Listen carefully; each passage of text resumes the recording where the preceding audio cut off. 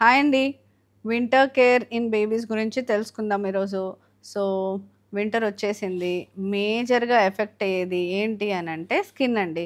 So, dryness of skin and పెదాలు పగలడము ఇవన్నీ కూడా చూస్తుంటాం. దానికి మనం ఏం జాగ్రత్తలు తీసుకోవాలి? First thing excessive bathing or frequent 2-3 times per day bathing ఇలాంటిది అవాయిడ్ చేయాలి. అండ్ చేపించినప్పుడు కూడా క్విక్ బాత్ అంటే లెస్ దెన్ 5 మినిట్స్ బాత్ చేపిచ్చేసేయండి. And after bath within 2 minutes you have to apply మంచి మాయిశ్చరైజర్ అప్లై చేయండి. సీ మాయిశ్చరైజర్‌లో మనకు లోషన్స్ ఉన్నాయి, క్రీమ్ బేసెస్ ఉన్నాయి. ఆల్రెడీ మీరు లోషన్ యూజ్ చేస్తున్నా కానీ ఇంకా బేబీకి అసలు డ్రైనెస్ అనేది ఇంకా ఉంది అనంటే మీరప్పుడు క్రీమ్ బేసెస్‌కి వెళ్ళొచ్చు. మీరు మీ పీడియాట్రిషియన్‌ని కన్సల్ట్ కూడా అవ్వచ్చు. ఏది బెటర్ మాయిశ్చరైజర్ అనేది వాళ్ళు అడ్వైస్ చేస్తారు.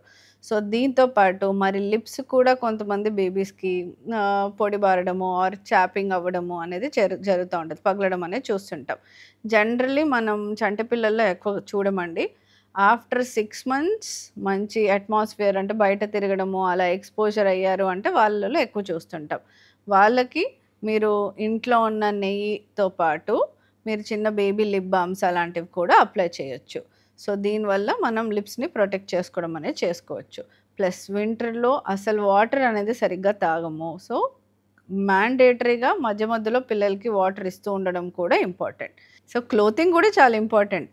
భయపడి చాలామంది ఎక్కువ ఓవర్ క్లోతింగ్ కూడా చేస్తుంటారు. సో, మనకి చలి పెడుతుంది, మనం స్వెటర్ ఏసుకున్నాము అనంటే చంటి పిల్లల్లో సెకండ్ లేయర్ అంటే మనకంటే ఒక లేయర్ ఆఫ్ క్లోత్స్ ఎక్కువేయడం వరకు వెళ్ళొచ్చు. టూ మచ్ స్వెటర్ ఎవ్రీథింగ్ ఏస్తే దానివల్ల పిల్లలు వేడయ్యే అవకాశాలు కూడా ఉంటాయి. అండ్ సాక్స్ ఇలాంటివేయండి, ఫుల్ బట్టలేయండి. So, take care of your babies this winter. Thank you.